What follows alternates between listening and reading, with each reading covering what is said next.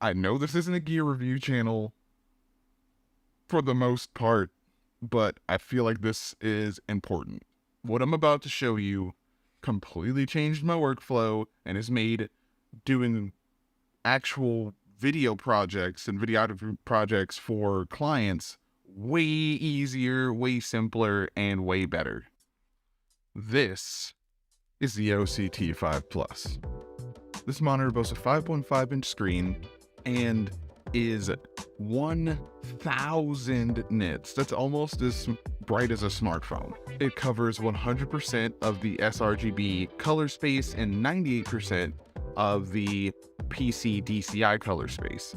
Now, I know if you're not a colorist, you probably don't understand what most of that means, but that means that this monitor is pretty dang accurate when it comes to color and being able to see what you're doing and see what your shot is going to look like after the fact. It supports LUTs, HDR, zebras, everything that something like the Ninja 5 has for only $150, which to me makes it priceless. And for a $150 monitor, it can be powered in 3 ways, which is unheard of. It can be powered via USB-C, it can be powered via the NPF from Sony, and the LP batteries from Canon.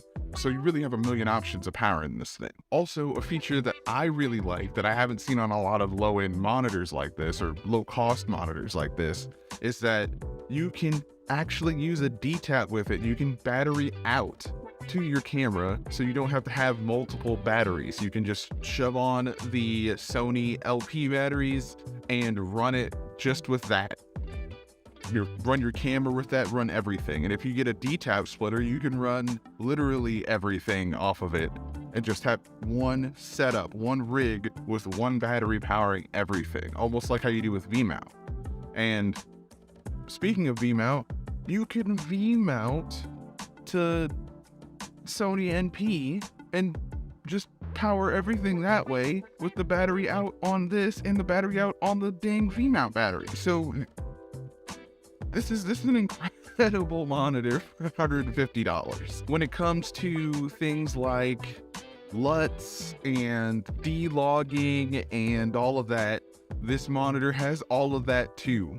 The only thing I don't like about this monitor, after we get through all of the different features of the thing, is that this little knob here is how you control the menu. And this little knob, I just don't necessarily I don't really like the little knob. I really don't. The little knob just isn't for me. It feels a little squishy and unresponsive sometimes, but that's all monitors with the little weird knobs. Even when I had a small HD that had the little touch knob on it, it caused me issues, and I didn't like that either. So that might just be a me thing, but yeah, little knobs, not cool. Like, even at $150, a touchscreen would have been better. It does have an SD card slot for loading, loading your LUTs and firmware updates. And it has 2 mounting options, so you can mount it vertically or horizontally. And I really do appreciate that.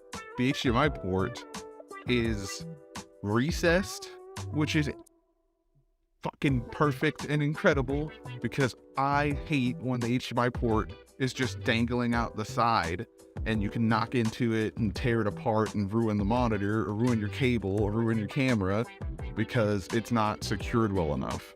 And the same goes for the battery out for when you're using a DTAP or anything on your actual camera or dummy battery. This is the best monitor that I have found for under $500, $600, hands down ever. And I honestly want to see what OSee does in the future. I want to see what how they're going to make this better, because this is a fairly new monitor, and every time I've seen them come out with something new, it has been leaps and bounds better and different. I've been using this monitor for probably close to 2 to 3 months in the background, just on a lot of my client shoots, and it it's definitely changed the way I shoot because of the features that it has, the zebras, the D-Log, the LUTs, all of that, even the audio monitoring. I've really changed the way that I've changed my workflow a lot to incorporate this, and it's been helpful.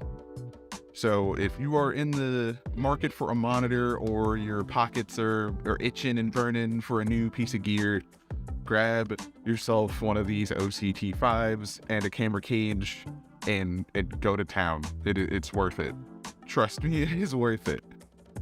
Also, this is not a sponsored video or anything like that. I went and grabbed this of my own volition. I saw it on the deals on Amazon and picked it up, and I'm so happy that I did. That's all I have for you guys this week. Make sure to like, subscribe.